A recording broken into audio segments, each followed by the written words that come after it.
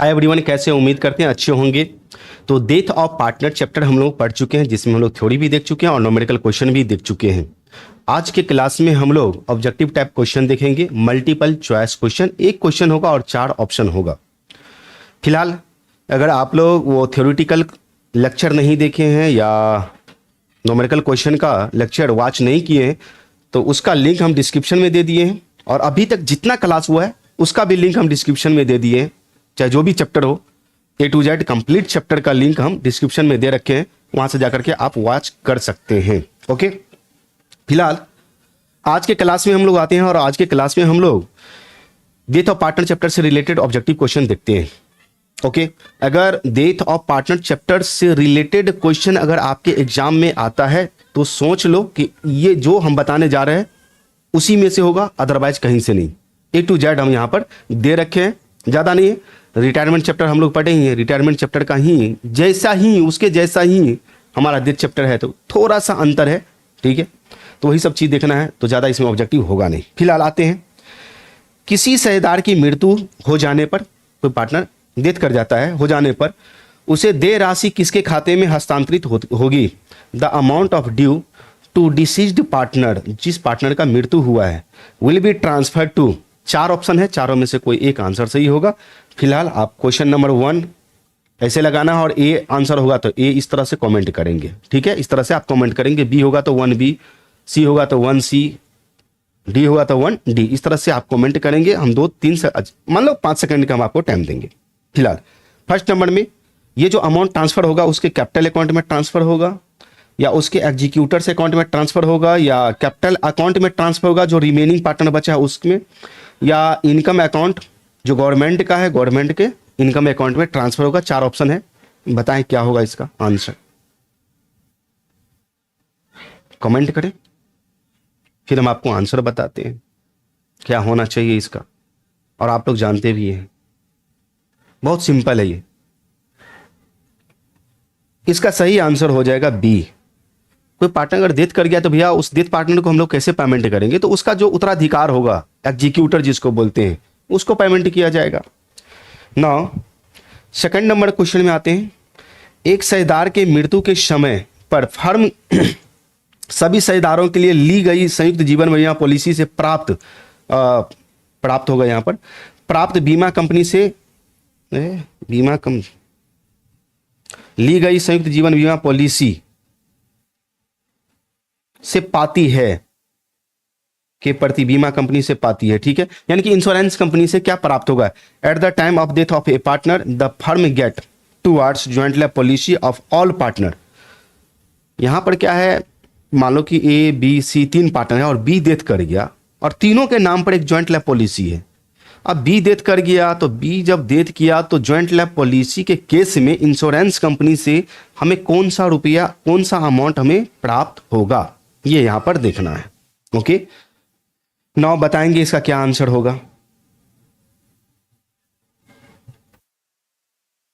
4 option है आपके पास, एक पॉलिसी अमाउंट है, दूसरा सरेंडर वैल्यू है, policy amount, surrender value, policy amount of deceased partner, surrender value of all partner. सोचकर जवाब देंगे, फिर हम आपको बताते हैं क्या होगा इसका आंसर। इसका सही आंसर हो जाएगा ए। यहां पर देखो ज्वाइंट, यानी कि ज्वाइंट है तो ज्वाइंट के केस में कोई भी पार्टनर डेथ होगा, फुल अमाउंट रिसीव्ड होगा। जैसे हम लोग LIC करवाते हैं, ठीक है, उसमें डेथ क्लेम होता है कि डेथ होने पर आपको भले ही आप पूरा प्रीमियम आपका पेड नहीं रहेगा, 10 साल अभी भी बाकी है पेड करने का, लेकिन डेथ कर गए तो आपको पूरा प्रीमियम डेथ क्लेम के साथ आपको मिलेगा। क्लियर, तो ये होता है कि पॉलिसी का अमाउंट मिलेगा। नाउ थर्ड नंबर क्वेश्चन कहता है संयुक्त जीवन बीमा पॉलिसी के समर्पण मूल्य का अर्थ है, यानी कि सरेंडर वैल्यू। सरेंडर वैल्यू किसको बोलते हैं।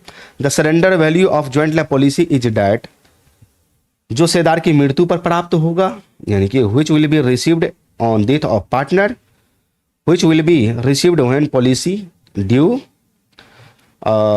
जो वर्ष के अंतिम दिन प्राप्त होगा, लास्ट में प्राप्त होगा, which will be received at the last day of year, जो पॉलिसी की देय तिथि से पहले प्राप्त हो सकता है, which may be received before the due date of policy, अब सरेंडर वैल्यू है, सरेंडर वैल्यू के बारे में आपको थ्योरी में हम बता चुके हैं कि सरेंडर वैल्यू क्या होता है।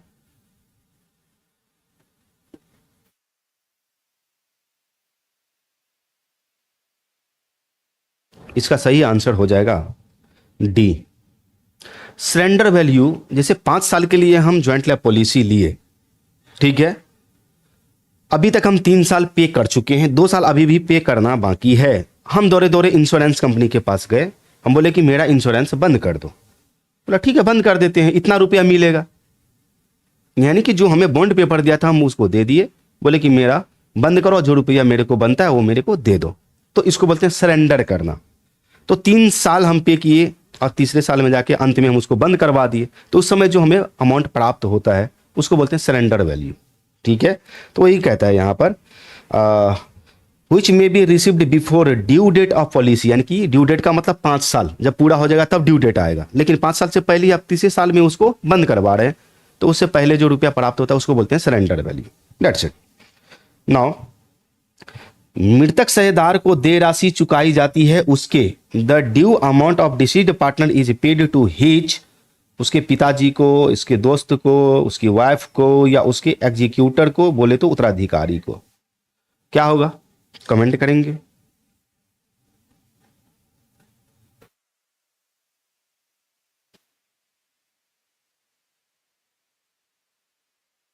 इसका सही आंसर क्या होगा डी, उत्तराधिकार को।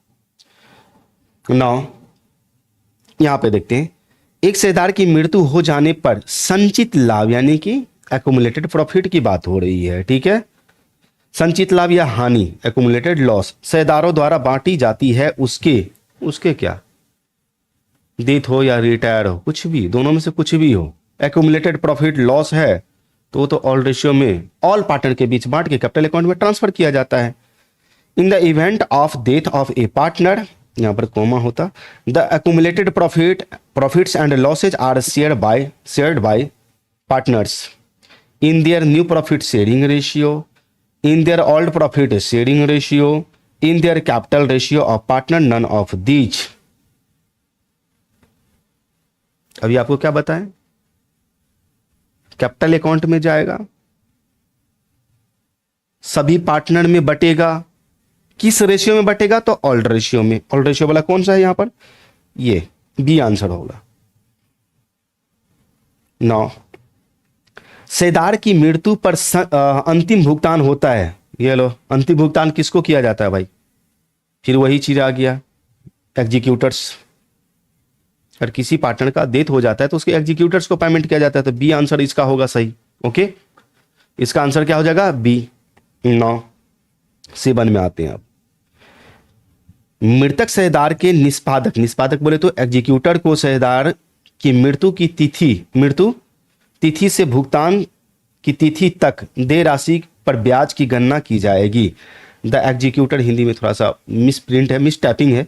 The executor of deceased partner, जो पार्टनर डेथ करता है उसका executor, will be paid interest, paid करेगा interest on the amount due, जो रुपया बाकी है, from the date of death, जिस दिन वह डेथ किया उस दिन से लेकर के, और partner till the date of payment at last, जिस दिन पेमेंट करेगा पूरा का पूरा उस दिन तक।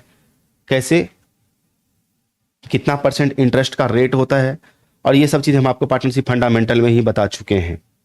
अकॉर्डिंग टू एग्रीमेंट के अकॉर्डिंग 2%, 5%, 10%, 15%, कुछ भी हो सकता है, लेकिन जब एग्रीमेंट में मेंशन नहीं है तो बी आंसर होगा 6% पर एनम। 6% पर एनम होता है, बी आंसर होगा। आजा भाई 8 नंबर क्वेश्चन देखते हैं क्या है। XYZ 3 पार्टनर है, 1/2, 1/3 और 1/6 के अनुपात में लाभ का विभाजन करते हैं। Z की मृत्यु हो जाती है, X और Y का नया अनुपात होगा, X और Y का, तो XY 1/2 और 1/3। Z का तो डेथ हो गया तो Z का शेयर हटा देंगे, लेकिन पहले तो इसको इक्वल कर लो। शेयर ऐसे थोड़ी होता है, इसके नीचे 2 है, इसके नीचे 3 है, इसके नीचे 6 है, मतलब 6 है, तो 3 वाले को भी हम क्या करेंगे 6 में कन्वर्ट करेंगे, तो ऊपर क्या हो जाएगा 2, इस 2 वाले को भी हम 6 में कन्वर्ट करते 2 अच्छा तो 3 यहाँ पर हो जाएगा, तो 3:2:1 होगा, तो ये डेथ कर गया तो बचा क्या 3:2, तो यहाँ पर आंसर 3:2 ए आंसर हो जाएगा। इसका आंसर क्या होगा ए 3:2। न्यू रेशियो निकालना बता चुके हैं आप लोगों को। Now A B C 3 partner है, 5:4:3 के अनुपात में वो हिस्सेदार में प्रॉफिट को शेयर करता है। बी का डेथ हो जाता है, मृत्यु हो जाती है, उसके हिस्से को ए और बी समान अनुपात में मीन्स इक्वल बराबर अनुपात में विभाजित करेंगे, ले लेगा। तो नया अनुपात न्यू रेशियो क्या होगा, A B and C are partner sharing profit in 5:4:3 ratio, B dies and his share is gained मतलब लिया गया by A and C in equal ratio, यानी कि बराबर लिया गया। New profit sharing ratio will be, यानी कि न्यू प्रॉफिट शेयरिंग रेशियो किसका होगा भैया, सी यहां पर डेथ किया है, कौन किया है, बी डेथ किया है, तो बी डेथ किया है तो बी का शेयर इक्वल बांट लिया जाएगा। तो यहां पर देखो 5 4 9 और 3 12, तो यहां पर क्या हो जाएगा 4/12, इसको बांटोगे 2 से 1/2 आधा लिया, तो यहां पर क्या होगा 4/24 बोले तो 1/6 काटेंगे तो 1/6 आया, 1/6 ए भी लेगा और 1/6 सी भी लेगा। तो यहां पर ए का देखो, ए का है 5/12 प्लस 1/6 इसमें जोड़ देंगे तो ये 2 5 2 7/12 हो जाएगा, तो 7 ये सी आंसर हो जाएगा। एक ही से पकड़ में आ गया, इसका आंसर क्या हो जाएगा सी। आप लोग निकाल लेना, निकाल करके देखो, न्यू रेशियो बता चुके कि कैसे निकालना है, न्यू रेशियो बता चुके कि कैसे निकाला जाता है, तो आप लोग निकालो, निकालने का कोशिश करो, निकालोगे तब तो समझ में आएगा। ओके नाउ 10 नंबर में आ जाओ। मृत साझेदार के निष्पादक बोले तो एग्जीक्यूटर को दे राशि नए चिट्ठे में दिखाई जाएगी, यानी कि उसको देना है तो मतलब कर्ज है बिजनेस के लिए, पार्टनरशिप फार्मिंग के लिए, और किधर दिखाना है आपको पता है। Amount due to executors of the deceased partner is shown in the new balance sheet as asset side में दिखाएंगे, लायबिलिटी साइड में दिखाएंगे, या कैपिटल के रूप में दिखाएंगे, या नन ऑफ दीज क्या होगा बताएंगे।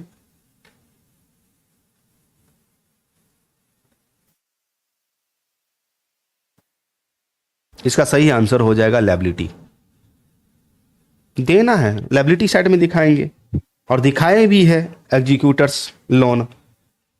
11 नंबर क्वेश्चन में आते हैं।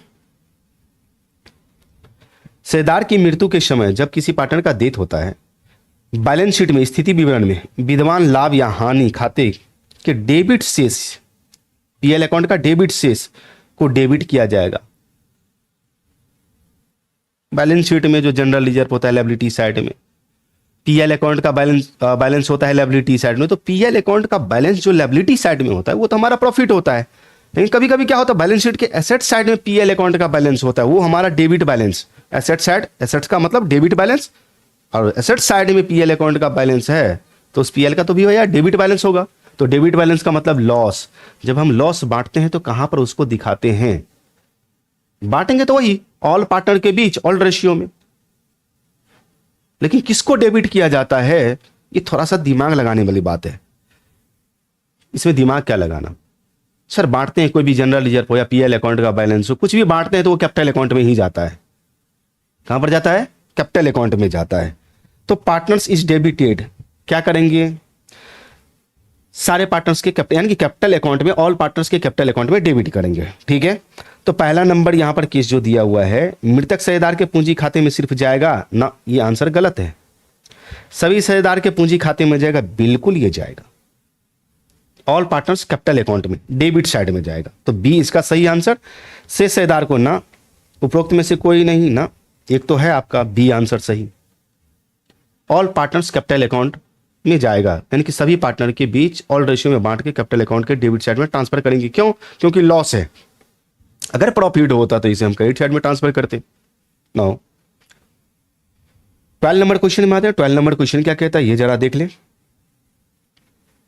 एक साझेदार की मृत्यु की स्थिति में उसके पूंजी खाते में शेष राशि को किस में हस्तांतरित किया जाता है? जो पार्टनर डेथ करता है उसका कैपिटल अकाउंट बनाते हैं तो उसके बैलेंस को हम लोग कहाँ ट्रांसफर करते हैं, ये चीज आपसे पूछा गया है। In case of death of a partner the whole amount of standing to the credit of his capital account is transfer to, कहाँ पर ट्रांसफर किया जाएगा? ये देखो, सभी हिस्सेदार के पूंजी खाते में। Capital account of all partners पता नहीं। शेष हिस्सेदार के पूंजी खाते में capital account of remaining partners पता नहीं।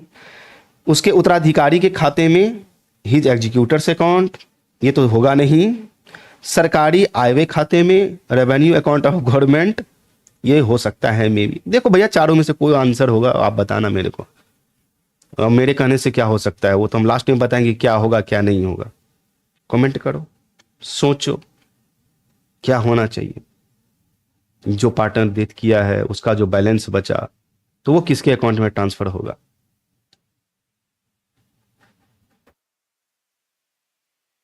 ये बैलेंस ट्रांसफर होता है वही हिज एग्जीक्यूटर से अकाउंट, उसके उत्तराधिकारी खाते में। मेरे बात पे विश्वास कर ले कि नहीं होगा, यही होगा, सी होगा answer. Okay, now 13 number question में आते हैं। क्वेश्चन तो बड़ा लंबा चौड़ा है लेकिन पढ़ना पड़ेगा भैया। अमन विपुल चंदर 2:2:1 में डिस्ट्रीब्यूट करता है, लाभ हानि को विभाजित करने वाला साझेदार है। हर साल 31 मार्च को खाता बंद किया जाता है। 5 नवंबर 2018 को चंदर का देहांत हो गया, देहांत मतलब मृत्यु हो गया। साझेदारी संलेख के अनुसार मृतक साझेदार के निष्पादक को उसकी मृत्यु की तिथि तक लाभ में हिस्सा पाने का अधिकार है। ठीक है, यह लाभ गत वर्ष के लाभ के आधार पर निकाला जाता है जो 3,60,000 है। चंदर का लाभ में हिस्सा निकाला जाए। भाई साहब कितना? 5 नवंबर 2018 को हुआ है देहांत। क्लोज कब होता है? 31 मार्च को। तो मार्च, अप्रैल, मई, जून, जुलाई, अगस्त, सितंबर, अक्टूबर, 7 महीना। और यहां पर 5 नवंबर को डेथ ही कर गया तो यहां पर अक्टूबर तक ही लेंगे। 7 महीने के लिए प्रॉफिट निकालना पड़ेगा अपने को, 7 महीने के लिए प्रॉफिट निकालना पड़ेगा। ओके, अब कितना होगा? प्रॉफिट शेयरिंग रेशियो भी दिया हुआ है तो इसको बनाना पड़ेगा मेरे को। यहीं पर हम छोटा सा काम कर लेते हैं, अब बना ही देते, क्या करना है। जब बोला है बनाने के लिए तो बना ही देते हैं। आजा भाई, 3,60,000 रुपये यहाँ पर प्रॉफिट है। प्रॉफिट शेयरिंग रेशियो दिया हुआ है। 31 मार्च को हर एक साल बंद होता है, 18 नवंबर को वो डेथ कर जाता है। ओके, यहाँ पर 3,60,000 ही है, 3,60,000 है। ओके, तो 3,60,000 पिछले साल के प्रॉफिट के आधार पर बोला गया तो 3,60,000 का कितने महीने के लिए? मान ले कि 3,60,000 रुपया ही प्रॉफिट हुआ तो यहां पर तो 7 महीने के लिए निकालना पड़ेगा। तो 7/12, 12 36, 30,000, 7 21 तो 2,10,000। अब 2,10,000 में कौन चंदर डेथ किया है? चंदर, तो अमन, विपुल और चंदर है तो चंदर का शेयर कितना होगा? 1/5, 1/5। भैया काटो।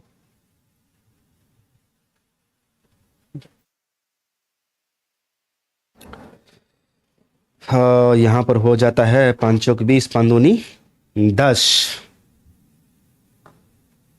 42,000 यहां पर हो रहा है। 12 36, 7 21, ठीक है। पहले अमाउंट देखने दो, 3,60,000 है, ठीक है। 5 नवंबर 2018 तो डेथ कर जाता है तो मार्च क्लोज है यहाँ पर। ओके, मार्च यहाँ पर क्लोज है तो मार्च क्लोज के कारण यहाँ पर मार्च क्लोज है लेकिन 5 नवंबर को डेथ कर जाता है तो नवंबर तो पूरे महीना हम लेंगे नहीं, 5 दिन का यहाँ पर छोड़ रहे हैं।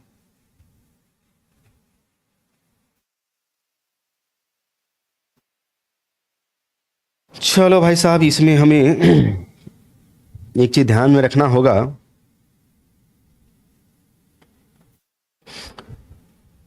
एक सेकंड रुक जाना। 5 नवंबर को इसमें ऑप्शन ही नहीं मैच कर रहा है। यहाँ पे ऑप्शन ही नहीं मैच कर रहा है कि क्या होगा।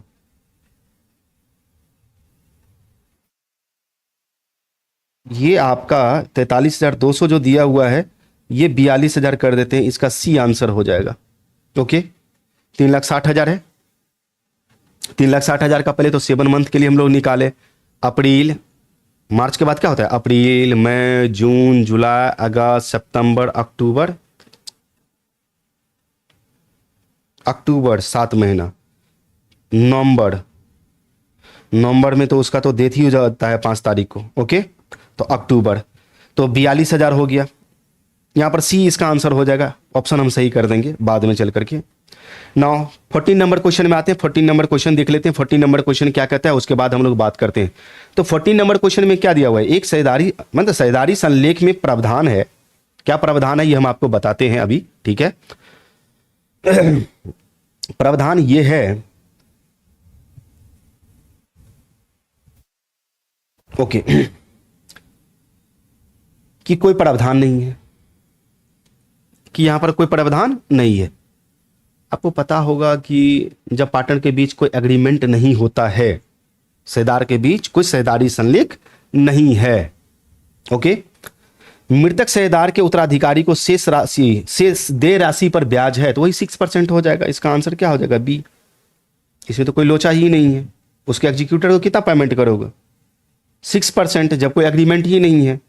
एग्रीमेंट में अगर 8% बोल दे, 10% बोल दे, 12% बोल दे, तो वो तो पेमेंट आपको करना पड़ेगा, वो तो सीधी सी बात है। नौ, एक साझेदार की मृत्यु पर उसकी मृत्यु की तिथि तक, ठीक है, फर्म के लाभ में उसका हिस्सा किस खाते में हस्तांतरित किया जाएगा, तो पीएल सस्पेंस अकाउंट में। यहां पर दिया हुआ है profit and loss suspense account debit होगा, दे रखा है क्या, लाभ हानि खाते ना, debit of profit and loss account ये तो होगा नहीं, credit of profit and loss account ये तो होगा नहीं, debit of profit and loss suspense account ये सी डेबिट हो जाएगा, और जो पार्टनर डेथ किया है वो क्रेडिट हो जाएगा। तो यहां पर इसका आंसर क्या होगा, सी। क्लियर। नाउ ये लास्ट क्वेश्चन ही है, खैर चलो लास्ट क्वेश्चन है, 16 ही क्वेश्चन था इसमें। पी क्यू आर 3 पार्टनर है जो 2:1:1 में डिस्ट्रीब्यूट करता है प्रॉफिट को। 2,40,000 का ज्वाइंट लैब पॉलिसी था। चिट्ठी में इसका समर्पण वैल्यू मतलब सिलेंडर वैल्यू 40,000 दिया हुआ है। 40,000 इसका ज्वाइंट लैब पॉलिसी का सिलेंडर वैल्यू दे रखा है। 9, क्यू का यहां पर डेथ हो जाता है, ज्वाइंट लैब पॉलिसी को कैसे साझेदारों में बांटा जाएगा, भाई साहब ये आपसे पूछा गया है। ओके, सबसे पहले हमें बांटना क्या है, सीधी सी बात है। 2,40,000 का ज्वाइंट लैब पॉलिसी है, सरेंडर वैल्यू बैलेंस शीट में 40,000 का शो किए हैं, तो कहीं ना कहीं ये हमारा ज्वाइंट लैब पॉलिसी में से माइनस हो जाएगा। तो 2,40,000 में से 40,000 माइनस कर लो तो बच जाएगा कितना, 2 लाख। और इस 2 लाख को भैया डेथ किया है तो तीनों के बीच प्रॉफिट शेयरिंग रेशियो में बांट दो। तो जब 2 लाख को 2:1:1 में डिस्ट्रीब्यूट करेंगे तो आ जाएगा 2, 1, 3, 1, 4, यानी कि टोटल कितना हो रहा है, 4 से डिवाइड देंगे 2 लाख में तो 50,000 निकलेगा। 50,000 को 2 से मल्टीप्लाई करेंगे 1 लाख, और ये 50,000 को 50 1 से तो 2 लाख, सॉरी 1 लाख 50,000 50,000। आंसर इसका हो जाएगा ए, 1,50,000 50,000। उम्मीद है यहां तक समझ में आ गया होगा। तो रिवाइज करो, एक का आंसर यहां पर गड़बड़ था तो हम सही कर लेंगे फिलहाल, ठीक है। हम डे बेसिस पर नहीं निकाले थे, ये 5 नंबर में, 5 नवंबर को हम छोड़ दिए थे, ठीक है। 5 नवंबर को हमने छोड़ दिया था।